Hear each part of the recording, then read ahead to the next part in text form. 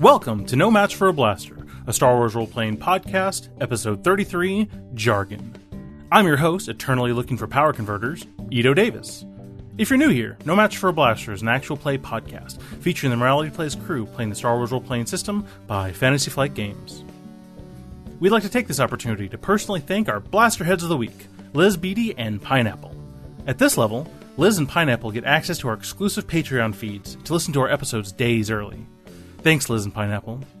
To be our next Blasterheads or Nerf Herder of the Week, be sure to subscribe to us on Patreon at patreon.com/moralityplays.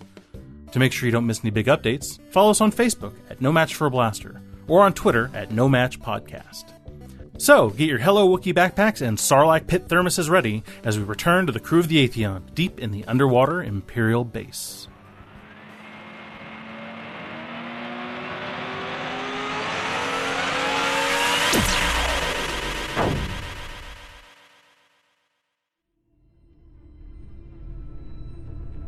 Previously on No Match for a Blaster.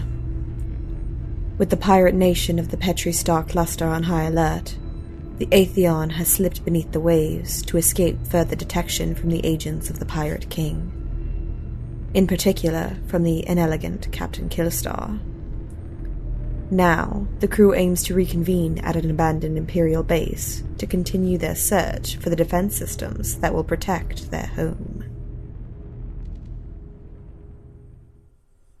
So the Atheon slips under the water. Killstar's going to stay in the area. That's okay. Yeah. You guys are acting There's a showdown with him sooner or later. Yeah. So. Those guys there are being shifty. Yep. Says one of the people on the ship, not Killstar, because Killstar can't speak without saying his own name. Killstar detects them being shifty. Yeah, kind of like that. Killstar detects shiftiness. Killstar will investigate.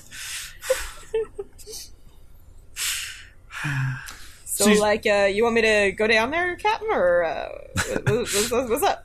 Killstar approves of this plan. Alrighty then. So the Atheon slips under the water. Starts moving towards the moon pool, and you're able to... I mean, it's big enough. You're able to bring the Atheon up inside of it. As you come up, the side hatch door, the docking kind of... What you would use for docking with another ship in space opens. You can open up and walk out, and you see the Delta. Ah, it made it. Mm-hmm. In one piece. Mm-hmm. Ah. And we made it. Also, we're at the underwater base as well. Yep. At the water temple as well. Yeah. Yep. On her way out, before she actually exits the ship, she's going to stop into the supply room and grab that old slicing kit. Nice. And a couple tools from her toolkit. Most specifically, that little sphere of light that she had before. That we established way back around episode 4 or 5. Or whenever that happened. Oh, that was early, yeah. So, as we come off the ship, she tosses that in the air, and she's got a little, light source that keeps itself around her shoulder. I think that was the same episode we established. Remy had some light sticks. That does sound like the right time, yeah. That, for some reason, plays techno music. As you walk out, Radhiv, quickly shuffles over to the Delta. And he's, checking it over. Oh, yes. Yes! Oh, man. Hey, that's a fragile relic of a bygone age. Okay? Relax. It is good to see this out of his hands. Man. I'll high-five him. Possibly high 10 if he wants to use 2 hands. So, is this your thing here? He wants to use all 4, but it doesn't really work all at once. Yeah. Thank you. I'm sorry, what thing? You think the Corvettes are in this place? That thing. Yes, maybe. I mean, it seems like it. But that's what we're here to find out. Well, first we're going to call Kamaya. I mean, yeah. Red out. Yeah, hey, which way did you go? To the right. To the... Like go down the hall to the right. Okay. And what is this leaking here? Oh, I don't know. Weird stuff. Okay, guys, don't shoot the weird stuff. Or if something really bad happens, do shoot the weird stuff. Don't shoot the weird stuff, guys. Unless something bad happens.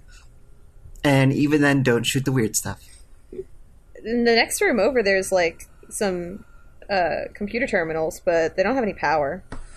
We'll remember they're there, but if we don't need to put power on, we probably shouldn't. Well, we'll have to have some if we're gonna use those terminals to search. I mean, we can just, poof it. You'd think for a secret underground imperial facility, there'd be a lot more cool stuff. Especially since nobody's found it yet. Well, they like to keep their ships very well hidden, so you really have to search. It's sort of a hallmark of their bases. I guess so. You found the Atheon way down on a floor that wasn't even listed, right? Yeah. And this... At least we have the scan here, which should give us a basic idea of where we're going. Alright, sounds good. Anyway, we'll try to catch up to you, and then we'll see if we can't point the way. Kamaya continues to walk and look around. So yeah, you futz around mostly in the dark. There's a bit of light, but I mean, everything seems kind of... Well, there's the track lighting and Goat's little headlamp. Yeah. Just so you know, Cassie, you could force power into the facility. From where you were in the base in Hoban, you know that the power reactor tends to be like pretty deep in the core of the bunkers. So you can, go pretty deep in and find it, and you can, relay that information over to your cousin. If we need to get out of here in a hurry, I don't want our ship tethered to this station, is what I'm worried about. What Cassie's worried about. So yeah, I think she would rather go down and turn on the power manually. Okay. So let's see. You find... Gosh, give me a... So you guys are going to search separately, or are you guys staying at the No, back I'm of the trying to entrance? find Kamaya first. Okay. Kamaya's still looking around. I hope Remy's coming with me. Yeah, Remy's totally going with Cassie. Now, if Ratheev feels the need to guard the ship instead... And I mean, Remy is less so, like, trying to find stuff and more so keeping an eye out for danger. But what are the odds that two Imperial facilities will have something really terrifying in them? Almost none. I wouldn't even know why you'd ask. That seems impossible. What are we, main characters in some sort of story? Psst. That would be ridiculous. Exactly. I mean, nerf herders, come on. I would make a really good main character in a story, though. Like, yeah, probably, but I don't know. I think it would be pretty exciting. I feel like you'd be more of an anti-hero. Always getting into trouble. Clearly, we're on the comms currently as Kamaya is continuing the search. So you're not encouraging Ratheev to come with you if he wants to stay with the ships? It's literally up to him. All right. Well, Ratheev will stay with the ships then. Ah, so Ito doesn't have to do it. That was actually my plan. A little mercy for Ito. He doesn't have to worry about it. To simplify things, eventually you guys all get back together. Woo! And then you guys do a group perception to try and figure out what you find along futzing around in this place. Presumably I find nothing cool as I'm strolling about. How does Goat react when Cassie shows up? Oh, he's all whirs and boops and... yeah.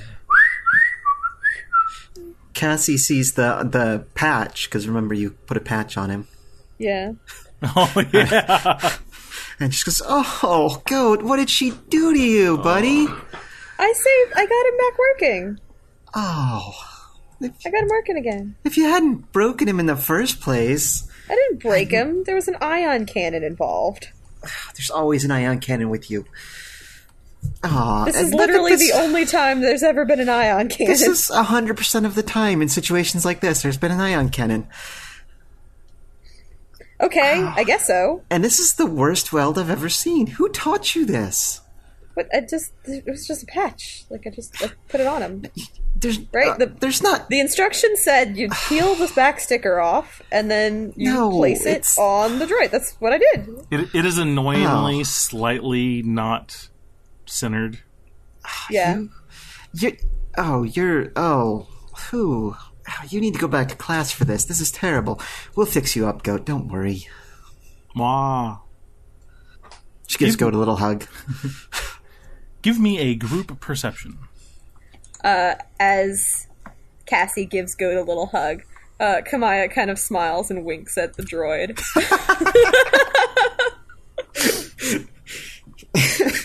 Oh, and Goat extends one of those little sensors out, like behind Cassie, and high fives Kamaya.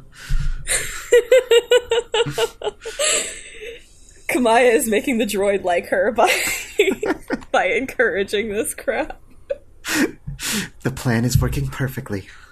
Okay, so I've got a total of 3 greens, but one of them's yellow for perception. Mm-hmm. I don't know if people have anything better. I only have 3 green. So who wants to percept? I don't trust my dice rolls. Please, somebody else percept. I'll roll your dice essentially. Percept What's the difficulty? Difficulty is average with 1 black. Okay, still the same. All right, failed with advantages. Oh my gosh! All right, Garbage. Yeah. So even rolling in my name Yep. is You garbage. We don't notice the first thing or the second thing.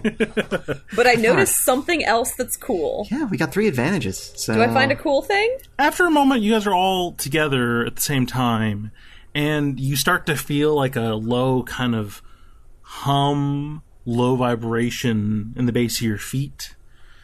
You've kind of felt it before when you're on, incredibly hulkingly large starships, where if you stop for a moment, then you notice that there's motion, but maybe not while you're bouncing around. You're like, You feel, and it's kind of a nice hum rumble that you feel kind of deep in your chest. Huh. Did you feel that? That's power core. Yeah? Yeah. It's got to be at least a little active. Yep. How close do you think it is? No idea. At all. But if we can get down to the generator, which should be over here, she says, picking a direction which, due to our failures, is probably the wrong direction. Yeah. It's like, okay, so if we go over here and we go down, maybe only 1 or 2 levels, we should be there. Cool. So if we go there, turn this place on, we should be able to get a scan. We should be able to fire up the computers, and they should tell us everything we need to know. Cool. Let's do it. Okay. I say, leading us into a dead end? No, it is stairs down. You go down a few levels. You start to notice as you go down a few levels that the auxiliary, the emergency lighting starts to bloom up a little bit with hum that you feel in the base of your feet. You feel that there's also a little bit of an ebb and flow to it, and that it seems like power is kind of starting to trickle into the base with that same kind of ebb and flow. It's like somebody's playing with a dimmer switch barely.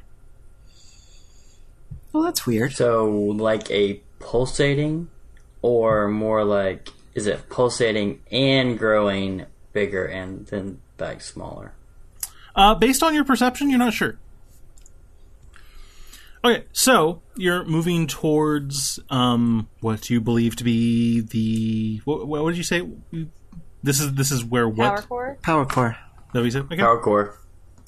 All right, yeah. So the lights start to... Yeah, the center, the boss room of the water temple. Yeah. Yeah. Mm-hmm. Where we learned all the best water bending. I'm going to spend a light side point to find the long shot. I was more of a Mega Man guy myself. It's a grappling I hook. don't know what it is, but you have to defeat the boss monster to be able to gain their power.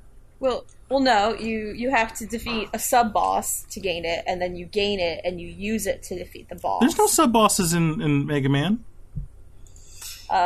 We're clearly in Legend of Zelda. I was an Avatar, so... See, I thought we're still playing Captain Planet. Water, Let's see, there you earth, go. So, wind, fire. apparently we're all in different places. Yeah. Fire. Okay. So we're each in a different universe. So now that you're on this floor, it really starts to open up. This level is about 2.5. The height of this floor is about the same as 2.5 other floors. Very, very, very tall ceilings. And as you go, Tall ceilings is a good sign. Yeah. See, I know where I'm going. as you go, you see another one of those massive containers. Is this one leaking? It is not leaking. That's good. I hope. The back side of it, though, is like not capped, and it's empty. So you come around the side of it, and it looks like there's this where there would have been a seam for the other ones to be closed. This one just isn't closed. Okay. Any Okay. idea what that means? Nope. Probably nothing in particular, right? I mean, it's like things can be empty. Things get used. Truly a pearl of wisdom from our ace pilot. Things can be empty. Intelligence isn't her high stat. Let's keep going. Yeah.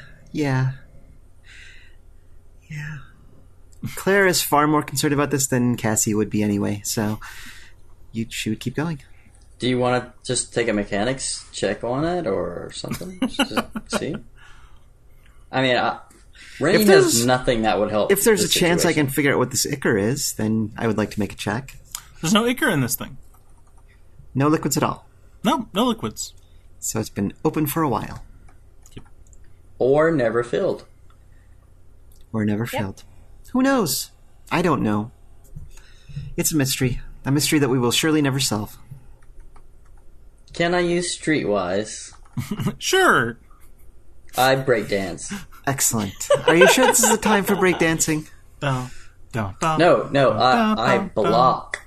Which is a weird thing I learned about recently. It's a German thing where it's kind of like breakdancing, only you do it upright. Like really jerky dancing? Anyway, please continue. Okay. YouTube break. So you proceed.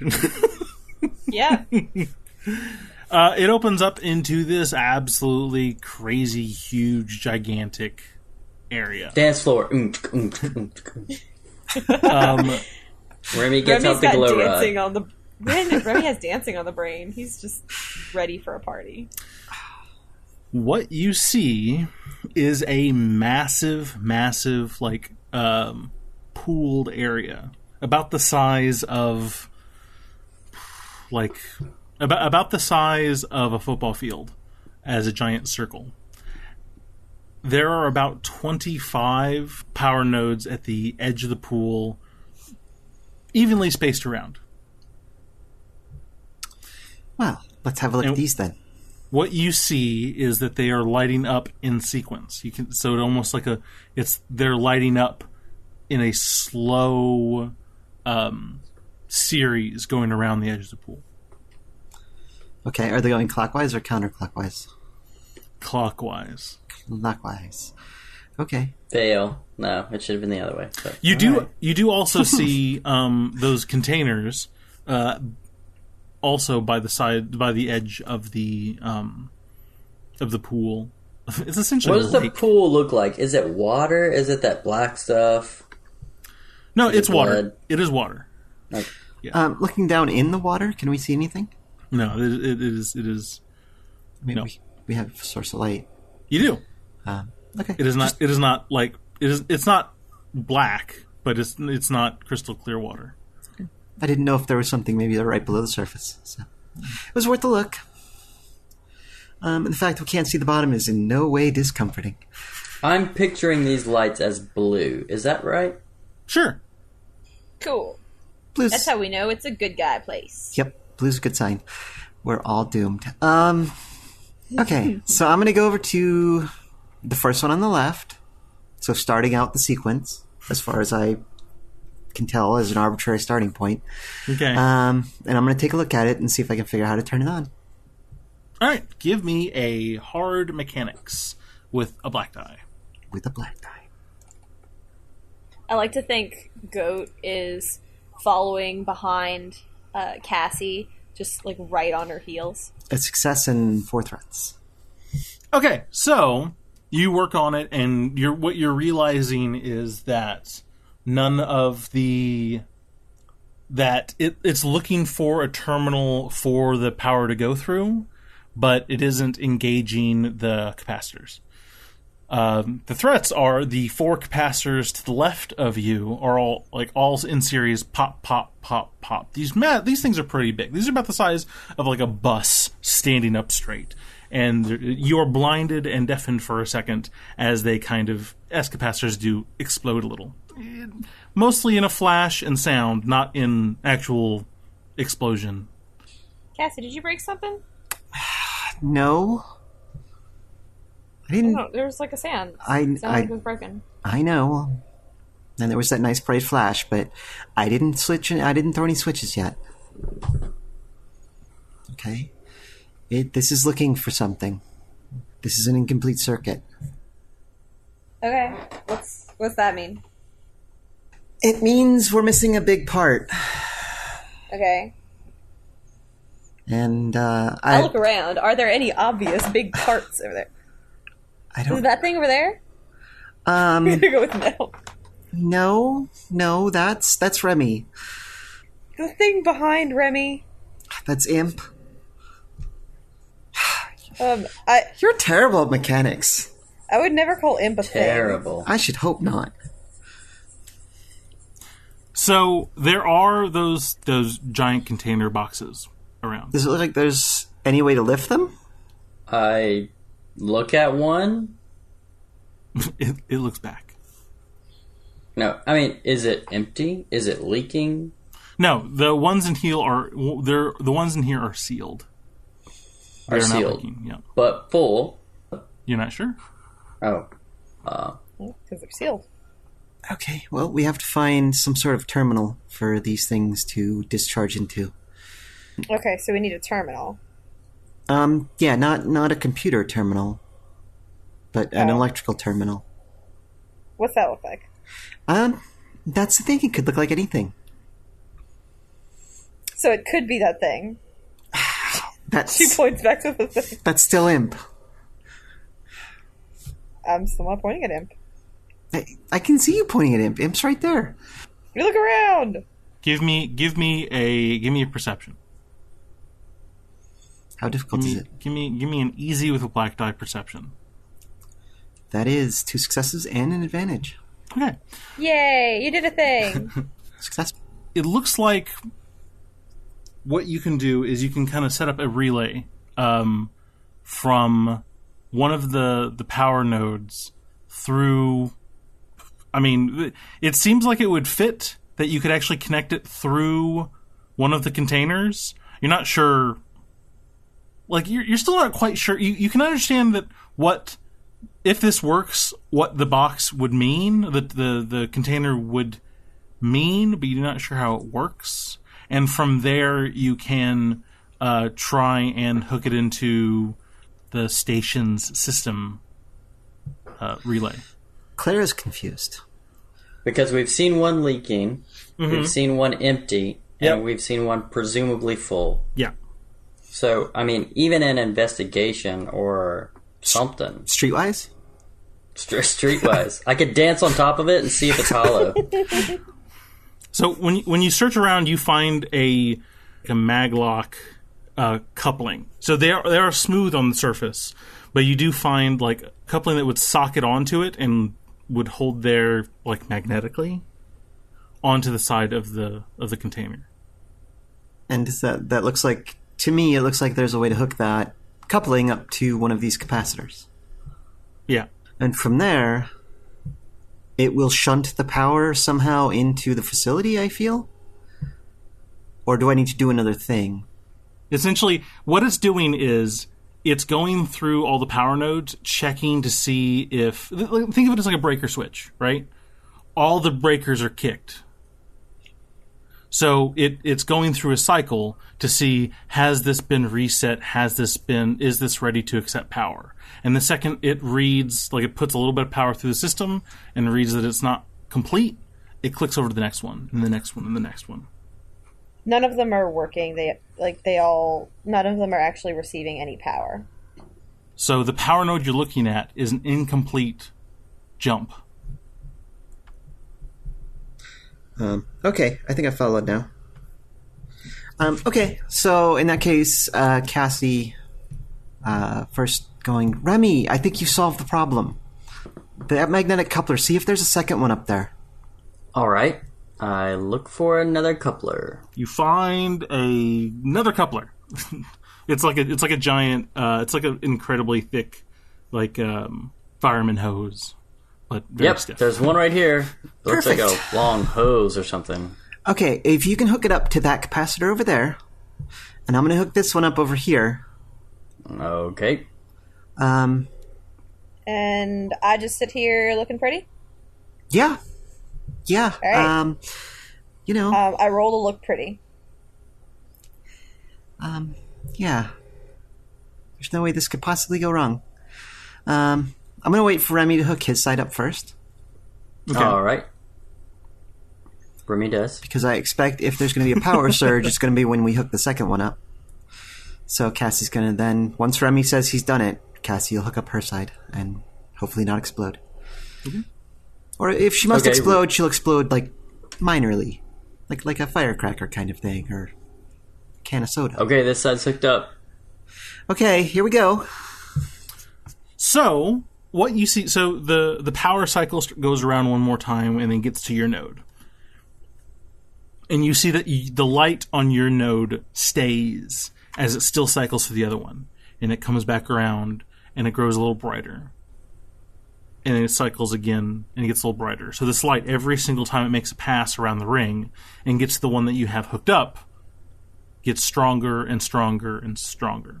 And you see that the lights within this this massive, what do you call it, a room, this massive area also starts to light up. Interestingly, the container that you have plugged in also seems to light up. So this is what looks mostly like a giant Durasteel box, but you can see lights coming from the center of it, as if the outer shell becomes mildly almost transparent, and you see swirling small lights within it. Okay, this is tech I don't understand at all. But I think it's working. So yeah, maybe we should hook some more of these things up? Yeah, you turned one on. Maybe we should turn the other ones on. It's going to keep going. I just wanted to give you a moment if you wanted to do anything. If there's more boxes, we can hook them up. Or, is it going to explode? We're going to try to hook up a couple more. Get too much power. To see what happens. Define explode. Yeah, it's that's pretty vague. Who knows? Yeah, basically we're going to try and hook up a different node to a different box. Okay. Mm-hmm. As long as we got boxes and empty nodes, we'll keep hooking them up. We'll do that maybe a couple times, so we have maybe 3 to 4. You get to the third one, and you're doing them, and they kind of build up, and the entire facility gets more and more and more power. Once you get to the third one, the facility for the most part looks like it's fully powered up. The swirling lights within the containers, for the most part, stabilize. So the containers are the size of a shuttle, right? They're pretty dang big. In the center of it, there's about an area, about 5 feet sphere that almost looks like fireflies, but blue, of course, going in the middle of it in this weird kind of way that your eyes kind of are confused that you can see through the Durasteel. What's the pool looking like at the moment? The pool. So once you have the third one hooked up, you actually see those same kind of lights kind of shimmer every once in a while. Every time a cycle goes around, almost like a ripple of those lights under the surface also happen. If I put my hand like near it, does it feel kind of staticky or something? I find a little bolt and I just kind of like flick it in there. If you have star wisdom teeth, you feel that kind of thrum like in the back of your molar whenever there's that wave of lights within the pool. Mm-hmm. Let's see. Did you just say we all have star teeth instead of teeth? Yeah. Okay. I was just checking. Yeah. Just checking. They're teeth. But, we use them while we're in space. So they're now star teeth. I gotcha. Yeah. Just checking. If I, find a little nut or a screw or something and just, flick it in there, what happens? You see, whenever you plop it in there, you see a smaller kind of ripple of light shimmer from the impact point. It doesn't go across the entire pool, but it stops pretty much there. Okay. And you, so the facility for the most part seems on. It feels kind of uneasy. You have 3 of these giant containers plugged in. Well, I feel like nothing could go wrong. Let's find a computer. Okay. You can now that these are hooked up, the base has enough power. You find a terminal in here. Give me a average computers.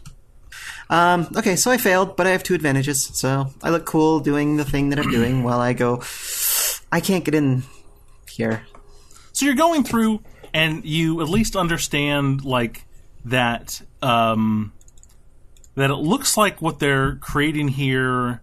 So you've been using the containers as a fuse, but the information that you're able to pick up is that what they're also creating, because the facility works on just 3 of them, it looks like they're also producing biocells. That's not problematic at all. Yeah. So you see that? What do you mean by biocells? The computer system that you're going into, you're not able to manipulate it or get any hard details, but you can see that this is a manufacturing, which makes a little sense. That if you have something this weird, this is something so off book for the Empire that it has to be for a purpose. Yeah, Goat, I'm not finding it. Can you bring up the information on those ships we're looking for? I say, hoping Goat can help out.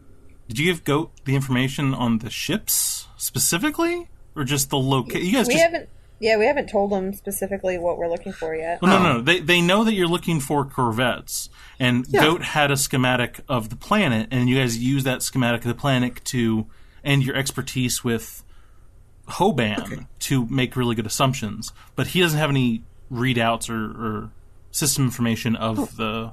If he can find 3 corvettes, he already gives us a big advantage over what we've got. That data should be in the computer somewhere, where those corvettes would be at. Maybe they're here. Try to sweet talk him. Although, so when you did the check of this place, you found one incredibly large energy signature. Yes, I did. Yeah. Okay. 1. Okay, which is probably this. So this is probably not what we're looking for. Well, this is disappointing. So you can't figure it out? So is this a dead end then, or...? This does start to look like a dead end. What I detected from the Atheon might just be this energy source right here. Oh. Yeah. Well, I mean, the ship probably wouldn't be on after all this time, right? Well, I mean, we still should be able to detect their power cores. There's still, nuclear fuel in there. Star nuclear fuel. Made out of star nucleons. Yeah, that tracks. Yeah. So, I mean, we can keep looking around. I'm just not feeling confident here anymore. Right. Well, we're here, and I mean, we might as well look. Maybe there's something useful, even if there's not. We don't have anything that goes boom, do we? Actually, I probably do. I know for a fact Remy has at least 1 thermal detonator, because I think he wears it Like, I think we had a line where he described exactly how he wore it on his belt to be imposing. I'm not committing to anything. I'm just saying, if we blow this place up, nobody can use it. Something to think about. But let's look around first. Hey, where's our good captain, by the way? Oh, he's been demoted. He's up by the Atheon now. Oh, good. You think maybe the Atheon can give us a better scan? Actually, I didn't try scanning from the moon pool. Maybe. Yeah. Well, let's see. Boop, boop, boop. Retheve? I'm calling. Yep. Hey, how's it going? Oh, no. That was Ito saying yep. Yep, okay. I call. There, boop, boop, boop. there is no response. Retheve? I sent him a star text. Hey, what's up? You send Retheve. Are you up? No. So, I feel like one of three things has happened. Tried to call? Call back? Oh, wait, we're going to take bets. All right, what three things do you think could have happened? I think he left. Well, that's one of them. Another one is that he's been incapacitated in some fashion. And the third one is that he just passed out from all the Zemas. Oh, knowing Retheve, it's probably the last one. Oh, there's Zemas involved now. Yeah. Well, he was thirsty and babbling, and he just needs to relax a little. Yeah, fair. Yeah, we should go find out. We go back. As you go up, you do pass some of the containers that are like not leaking and are sealed, and they do have a very, very, very faint glow in the center of them. Nowhere near as much as the ones that by the edge of the pool. But just as a note, they've had a few thousand years to evolve. Star life finds a way. Exactly. Yep. Da-da-da-da. You come all the way back. Our star chaos theorist. Yeah. The facility is completely powered up now. You come back to the moon pool, and so things you see. Retheve is on the ground. He is drooling on the floor. It was the last one. He drank all the Zemas and passed out. We can narrow it down to one of two things.